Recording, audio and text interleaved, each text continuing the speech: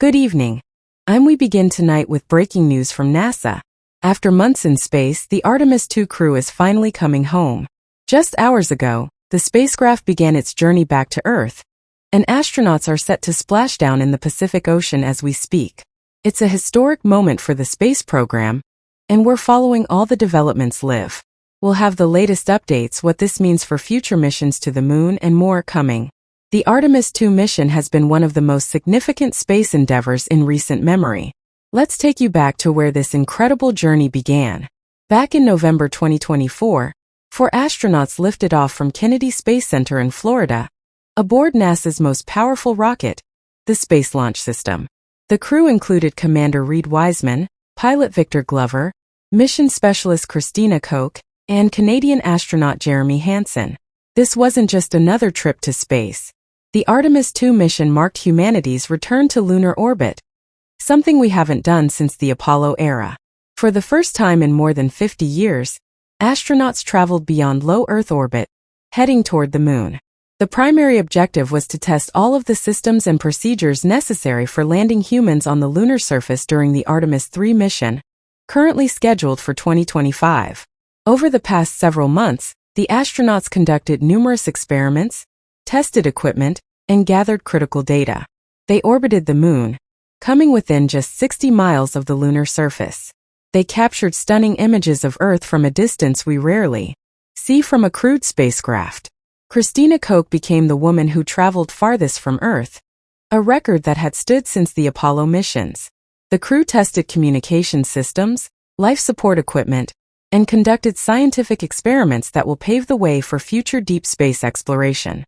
But all good things must come to an end. Come home. The journey back to Earth is every bit as critical as the journey there. NASA calls this the return phase, and it's arguably the most dangerous part of any space mission. Just a few hours ago, the Artemis II capsule fired its engines for what's called the trans-Earth injection burn, essentially, hitting the brakes and beginning the journey home. The capsule is currently traveling at speeds exceeding 25,000 miles per hour. The crew is experiencing significant G-forces as they make their way through space, but according to NASA, all systems are functioning nominally.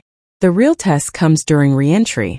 In just a few moments, the spacecraft will enter Earth's atmosphere at one of the most extreme angles imaginable. The heat shield on the bottom of the capsule will experience temperatures exceeding 5,000 degrees Fahrenheit, hotter than the surface of the sun. This is the moment that determines everything. The angle of entry has to be just right. Too steep and the capsule could burn up. Too shallow, and it could skip off the atmosphere like a stone on water.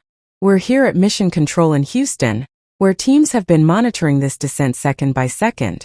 The tension in the room is palpable. While NASA has successfully brought astronauts back countless times before, this is the first crewed return of the new Space Launch System, and everyone wants to see it go perfectly. The flight director just told me they're on track for a nominal splashdown in the Pacific Ocean, approximately 600 miles south of San Diego, California. Recovery ships are already in position. A Navy vessel, helicopters, and divers are standing by to recover the capsule and crew. NASA has been planning for this moment for years. The recovery operation involves multiple teams working in perfect coordination.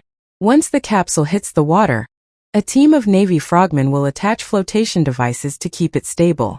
Then they'll secure it and prepare it for hoisting aboard the recovery ship. The crew will be medically evaluated immediately. After spending months in microgravity, their bodies will need time to readjust to Earth's gravity.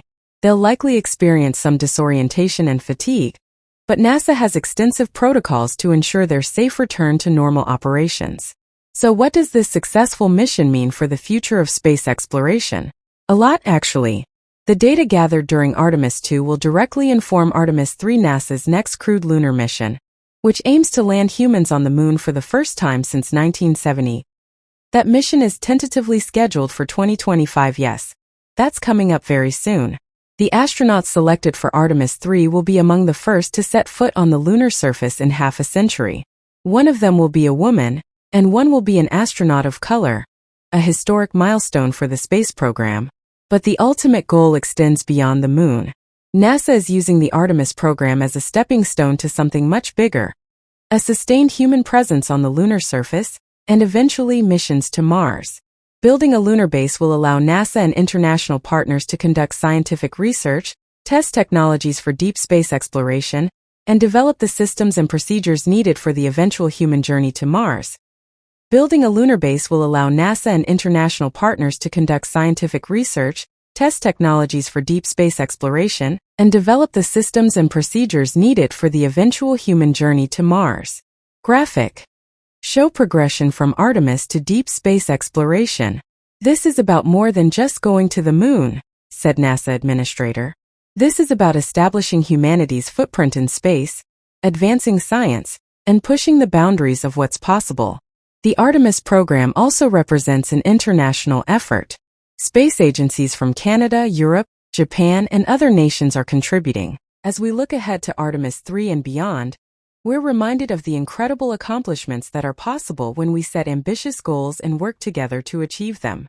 The 4 astronauts aboard this capsule, Commander Reed Wiseman, pilot Victor Glover, mission specialist Christina Koch, and Jeremy Hansen, have just completed a mission that will be remembered in the history books.